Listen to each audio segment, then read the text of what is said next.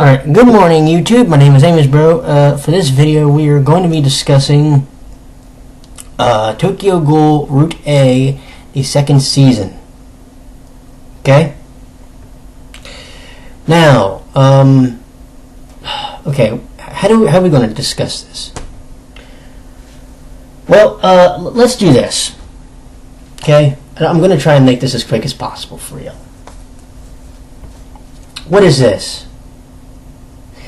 Well, for those who have not seen it, this is the second season of Black Butler. Okay? This was a season that had these two characters, Eloise Taransi and Claude Faustus. And it is, by the way, my favorite season of Black Butler of the three that have aired in any way, shape, or form. The reason I have to bring up that is because it does what Tokyo Ghoul Route A should have done. Okay? Now, here's the thing. Okay.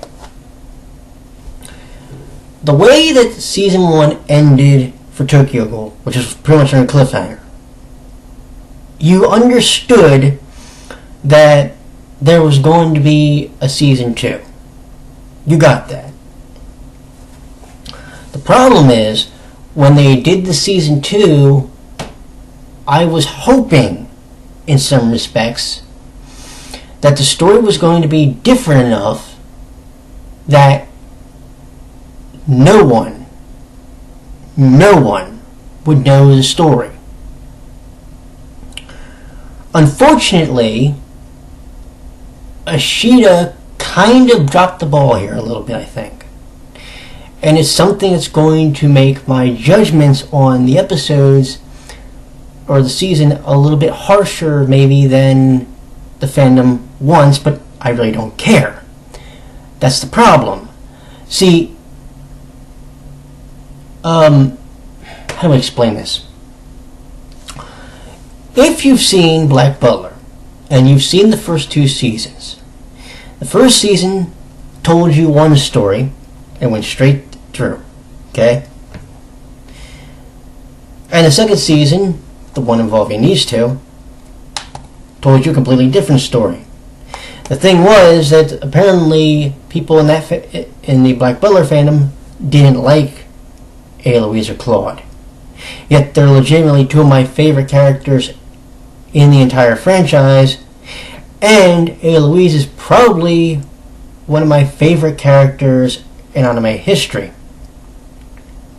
No lie.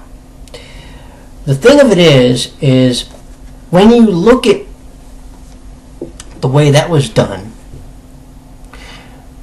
it took two fandoms and put them on a level playing field. You have the anime fandom, who may not read the manga and was enjoying the story no matter what. You have the manga fandom, who, when they got to the second season, were a little annoyed because it wasn't covering one of the arcs from the manga. We didn't get that for a while until Book of Circus. Okay. But it allowed both to be on a level playing field.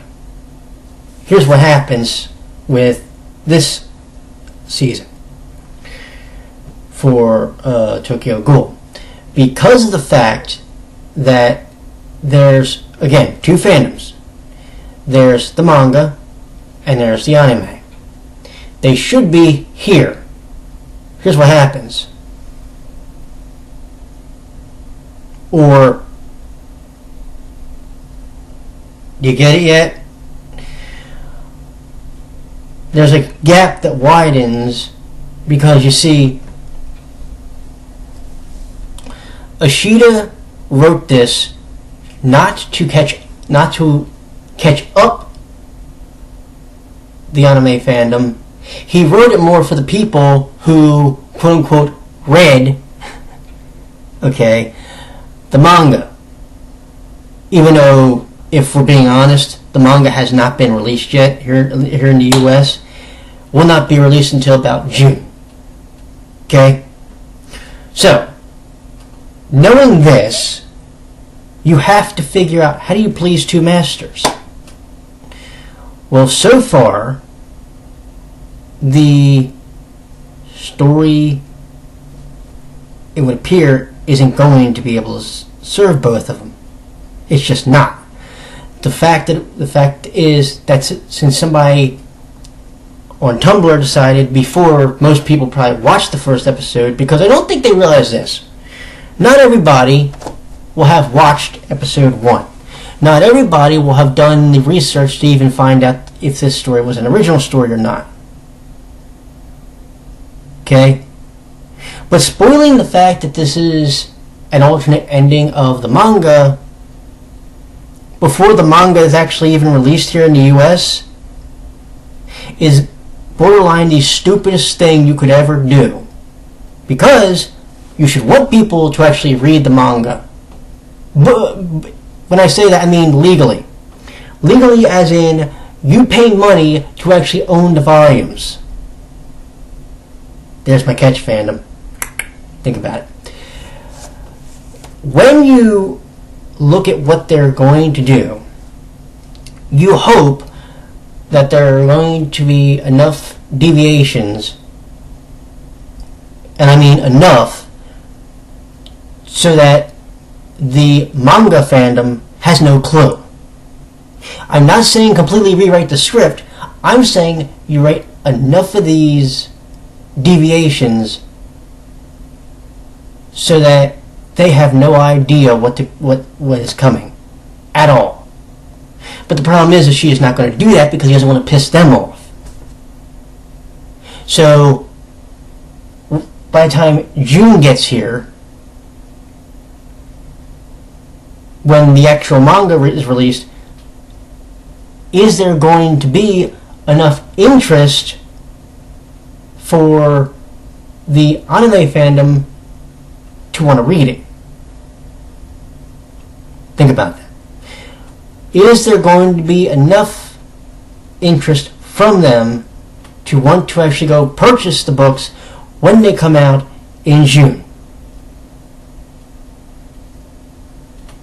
It's an honest to God thought. Because I don't think people understand what it sometimes means to be a fan.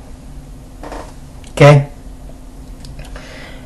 Every anime that I have reviewed, I either so far have owned or I've watched and then I've decided whether or not I'm going to actually own it. By that I mean this. If I watch, say, Kuroko's Basketball, do I have the intention of buying it? Yes, obviously. If I watch K-Project, obviously I bought the damn thing, and I even went on a website like Hulu or Neon Alley to watch it. You see what I'm saying? But I don't think sometimes these fandoms understand that there are going to be people that have only watched one version, have only done one or the other, and not, partaken in whatever,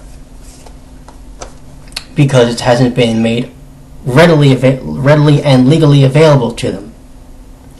I know a person, I won't give their name out, that only knows of what's going on in Tokyo Ghoul because of the way that I've covered it. They have not read any of the translations of either Tokyo Ghoul or RE. And I always follow this philosophy when it comes to mangas, with certain exceptions.